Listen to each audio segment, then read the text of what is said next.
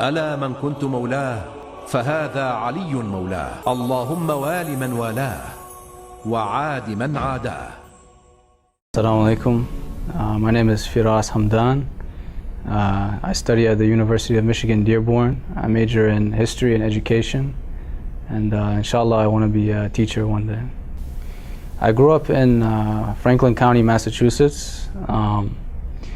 My mother is American. She's Christian, Protestant. Where I grew up, it was a very not Muslim friendly area. It was complete Christian and Jewish background.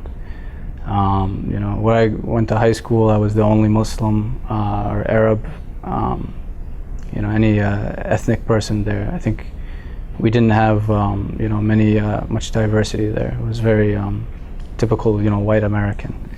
My mother, she was a very devout Christian. So she I remember when I was a kid, she always had a Bible right next to her bed, on her nightstand. Every day, I'd go into her room and I'd see it there. And every now and then I'd look through a few verses here and there, and some would make sense to me, some not. I guess you could say, I was raised, more so in a Christian family. We celebrate Christmas every year. I still go home and, buy presents for my brothers and sisters, my mom, everything, Easter, all of this stuff. My father, he's a Muslim, but, I wasn't around him too much when I grew up. I was mostly around my mother. My mother actually worked at the same school I went to, the elementary school I went to. And my father, he worked nights mostly, so when I go to school, my dad is home. I wouldn't see him. When I come back, my dad is gone. So for the most part, I didn't get a good full exposure to Islam the way I could have. So for the most part, I was around my American mother. All my friends are American, Christian, or Jewish. So when I started, hearing a little bit about Islam during 9/11, I was like, okay, let me, look into this. Let's see how it is. I started, going on YouTube looking for debates between, Christians and Muslims. So that was pretty much the beginning right there. That's when I started, looking into Islam a lot. It took me a long time. It wasn't like a very quick, a one-day thing where like I heard this and all of a sudden I became Muslim. It took a while. It was not easy getting the Christian ideas that I was brought up with and around. It's very tough when you grow up in an environment that is all American, Christian, Jewish, or agnostic, or whatever you want to call it. It's very hard to go against it and believe in your own thing. And if you do believe in it, you kind of want to conceal it a little bit. You're like a little embarrassed sometimes to share this in front of friends, because they'll think, oh, he's like a terrorist, oh, he does this and that. So for a while, I'd say like a few years, from I'd say about age 11, 12 until about 14, 15, I was very confused, undecided. I still was holding on to this, belief Jesus might be God, because it's very scary when you think, if you don't believe in Jesus as the Son of God, you're going to go to hell for this. It scared me a lot, because you're taught this all the time, and you hear it all the time: original sin, original sin. But alhamdulillah, I kept researching and listening to all these lectures.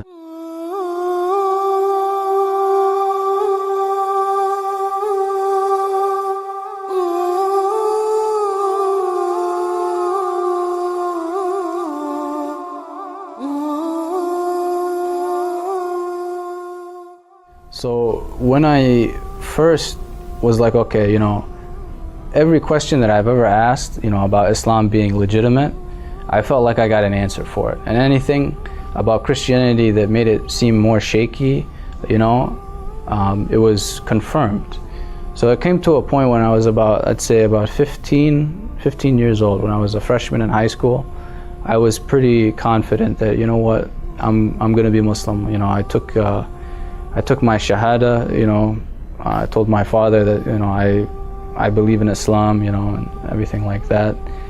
But there was a little issue at that time. You know, where I lived, there is no Muslims. I never met a Muslim before except for my dad, let alone a Shia Muslim. So I had no, you know, networking. I couldn't ask this person, you know, how do you pray? How do you do this? Everything I had was online, you know.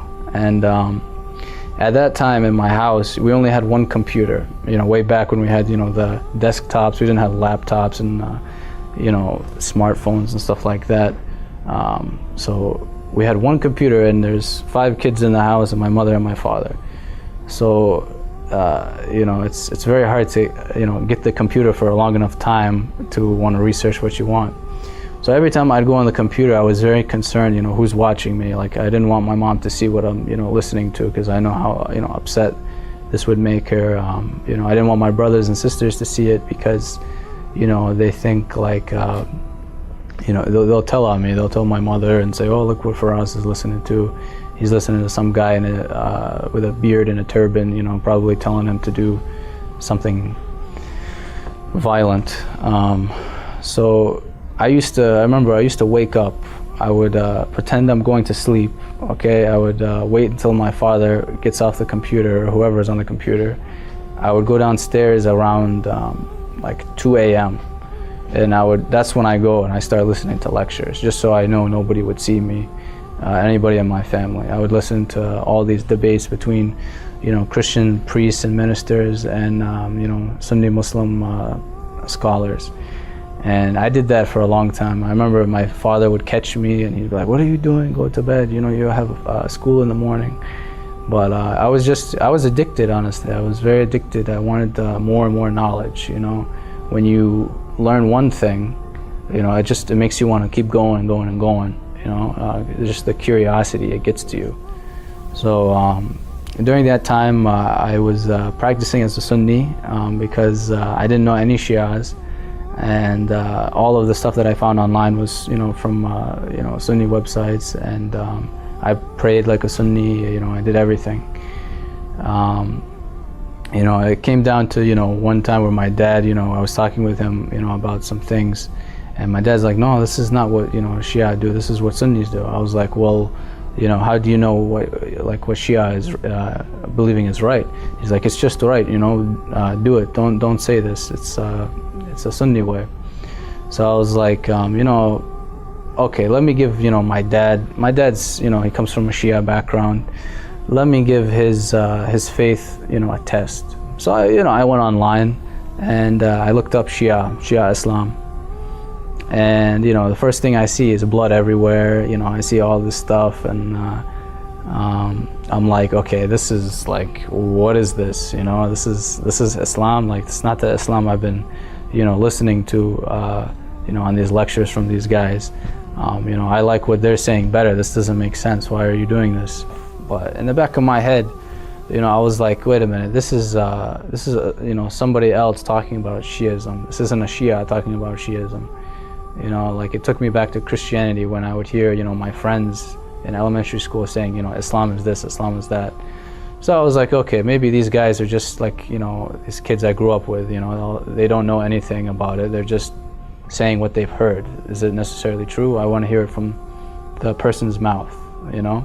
So I just kept typing in, like, you know, Shia Islam. I was trying to find, you know, some websites that, like, they looked legit, that looked like, you know, they're from, like, you know, somebody who was a scholar or, you know, and whatnot.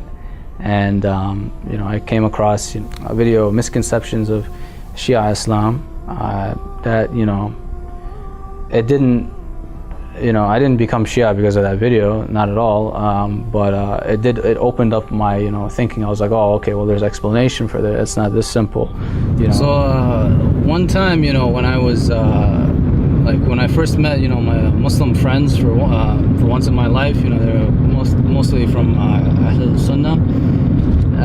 I didn't see them for a while. I used to visit them every weekend, and, you know, I used to hang out with them all the time. We do all kinds of things, play basketball, go to movies, typical, you know, American lifestyle. Just you know, we're with an Islamic surrounding. I come back, you know, I go visit them after not seeing them for a couple of months, and I come back, they had, you know, long beards down to their, you know, chest. They wear dish dasher all the time, and they don't go to movies. It's bid'ah to go to movies, and you know, they completely changed. They became very, you know, Wahhabi, and they invited me over. They took me down to their basement, and you know, all of them were there, about like 8 people, and they sat me down. They told me, you know, for us, you're our friend, and you know, we care about you, and we don't want you, you know, going to hell because you're Shia. And they would tell me, you know, for us, listen, you don't have to be Shia because your father is Shia, you know, like, you know, there's, you can be Sunni, it's fine. And I start smiling at them. I'm like, these guys, they don't know anything about how I grew up. I told them, I said, listen, man, you know, like, this never bothered you before that I was Shia. Why does it bother you now? And for your information, you know, I'm not Shia because my father is Shia, you know. It says in the Quran, you know, when the Prophet was trying to, you know, bring Islam to the polytheist Arabs, they say, will you believe on what I tell you? And the older Arab guys, they say, no, we believe what our fathers believe. So I told him, I'm not a Muslim that just believes in Islam because my father is Muslim. No, I'm Shia because I went out, I did the research, I learned, I, you know, put them both on scales, and I chose Shia Islam. I chose Ahlul Bayt. And you know, they start getting into questions like, you know, oh, you know, you guys do this, you guys do that, you know, you worship the Imams, you know, you do bid'ah. I told him, you know, tell me, give me one hadith, give me anything that tells me we worship the Imams. Explain to me. And you know, they, of course, they can't say anything. They don't know anything. And then they ask me, oh, well, what's the problem with, you know, Ahlul Sunnah? Why are you Shia? And I said, listen, man, you know, go read the books. You read your own books. Read Sahih Muslim, Sahih Bukhari, all these books. You'll find the same hadiths that Shia quote from the member, that so-and-so did this. These are not just Shia hadiths. These are very Sunni hadiths, you know. You guys just don't talk about them. You don't bring them out. You know, I'm not following something that's a conspiracy that, you know, that was just created from, they say Shia Islam is created from a Yemeni Jew. You know, this is like everything that we have, all these hadiths we have from, you know, Imam Jafar Sadiq, Imam Imam al-Baqir, you know, Imam Qadim alayhi salam, all of these Imams we got from a Yemeni Jew. I mean, come on, man, don't you believe such foolishness? Give me the proof. After that, you know, I was very interested, and then I was like reflecting on myself. Am I, you know, practicing Islam the way it should be? You know, am I doing anything wrong?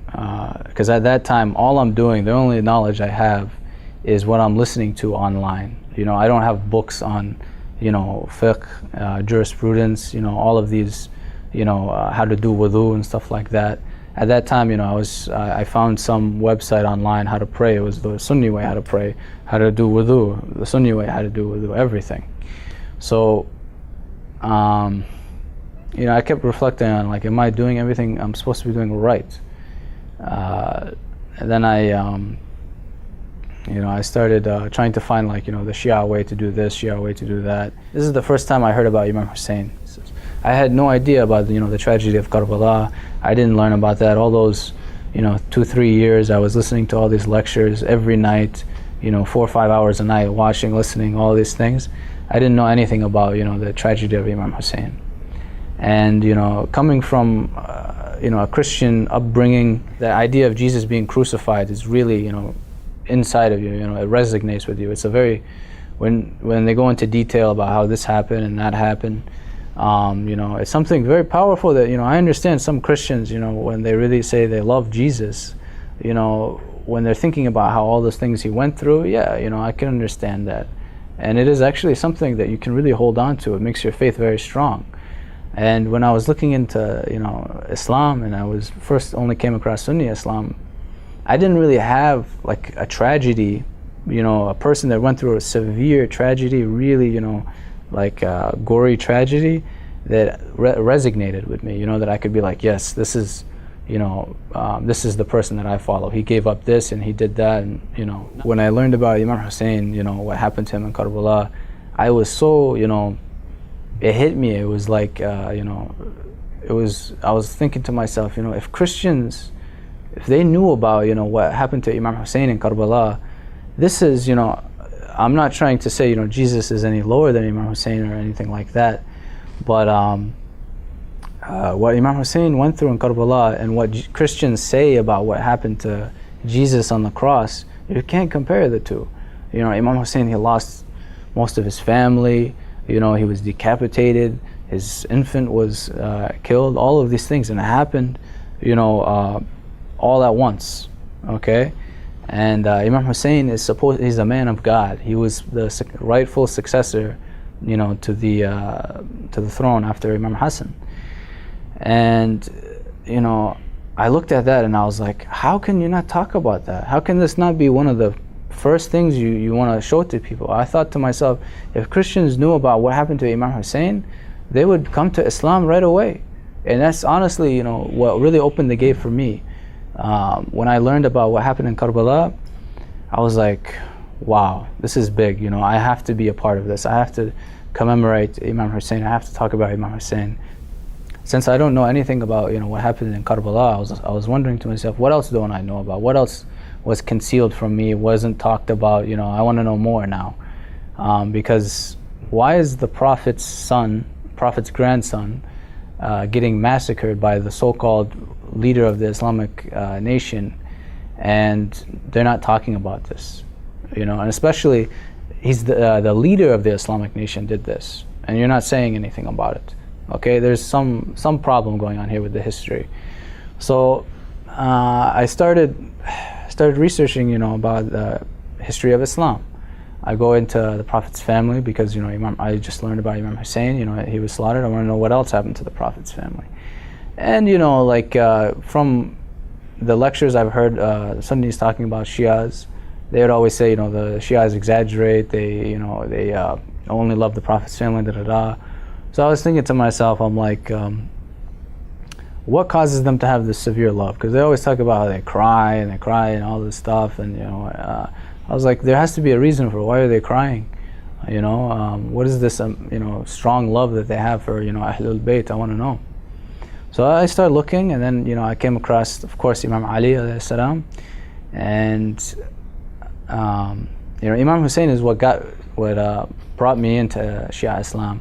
But Imam Ali, he's what really kept me. Imam Ali, all of the hadith about him were so amazing, and again, it made me very angry. I'm hearing all of these beautiful hadith about Imam Ali, and they're not told. The character of Imam Ali is just so far superior to anyone else, and I didn't understand, why is this not talked about? So that's what really got me into it. After Imam Ali, then I started looking into all of the Ahlul Bayt, and that's when I was like, okay, that's it. Now I'm going to take a second Shahada. Now I'm, Ali and Waliyullah. It got me right there. And at this point, I was around 18 years old, about a senior in high school. That's when I found out.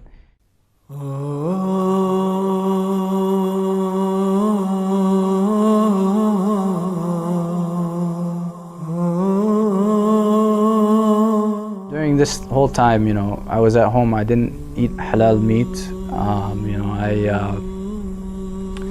A lot of things I didn't know. At that time, I only thought halal means that you don't drink and you don't eat pork. I didn't know there's an actual method of how you kill the animal, and specific kind of like kosher for Jewish people. I didn't know that until I actually even came into Shiism. I went through so much detail in Shiism. They really went through all of this. So then probably one of the hardest things I had to do in my life when I started practicing Islam is when I had to tell my mother that I can't eat haram meat anymore. I can't eat the meat that you prepare all the time. You have to drive an hour and a half away to get halal meat. I can remember the day I told my mom that I'm going to start eating halal meat, you know, it was one of my favorite meals she prepared for me. Was, you know, steak, mashed potatoes, green beans, and I remember looking at it and I was like, you know, this isn't right. You know, I've been delaying it for a few weeks.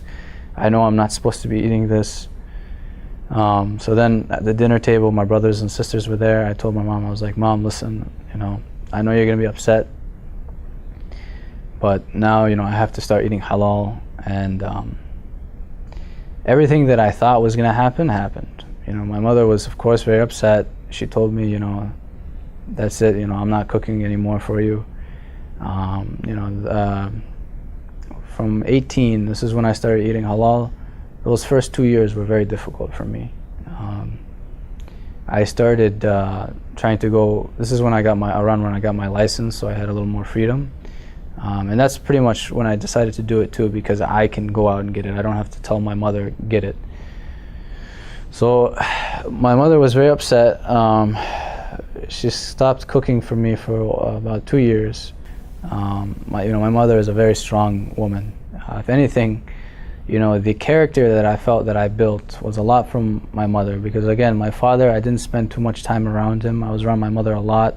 My mother was a very devout, you know, Christian. She had very strong morals, and she was a very strong woman. You know, nobody would tell my mom, you know, do this and do that. My mom had a lot of respect for herself, you know. I saw a lot of characteristics after I learned about, you know, Sayyida Zainab alayhi salam.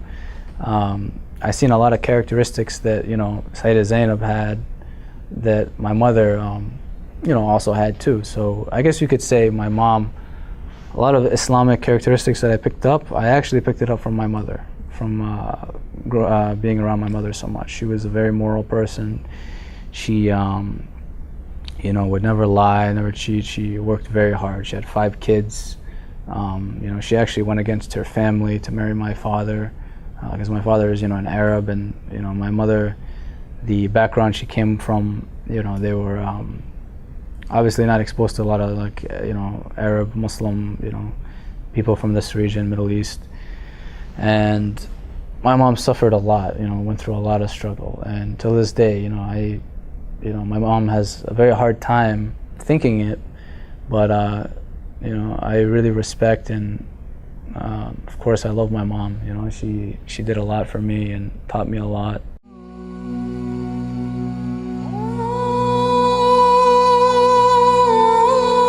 When I was about 18, when I started, you know, trying to get, you know, halal meat and stuff like that, I wanted to go to a mosque. You know, I felt very isolated. You know, I was at home. All I do is I listen to lectures. I don't have any Muslim friends. I don't know anybody. You know, even if I'm going to a Sunni mosque, I want to go to a mosque. I have to go to, you know, one. So I started going, and, you know, I met, you know, a lot of people, Afghanis, Pakistanis, Indians, you know, Iraqis. This time they're all Sunni. And, you know, I didn't care at the time. I just wanted to be around Muslims. You know, I didn't care what affiliation they had.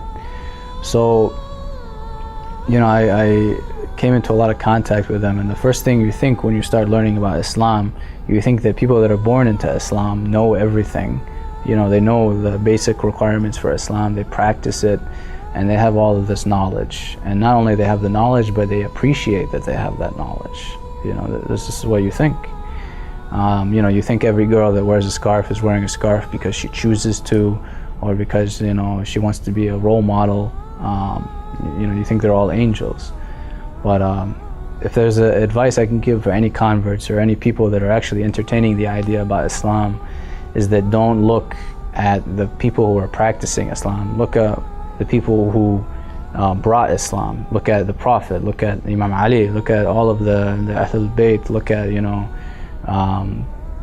Salman al-Farsi. You know, all of these companions and, you know, prophets. Because my first experience meeting, you know, Muslims, I had high expectations, and quickly, you know, they went very far down, and it's hard to come back up after you see, you know, Muslims that you expect to know a lot, not caring about it, you know, not eating halal when it's very easy for them.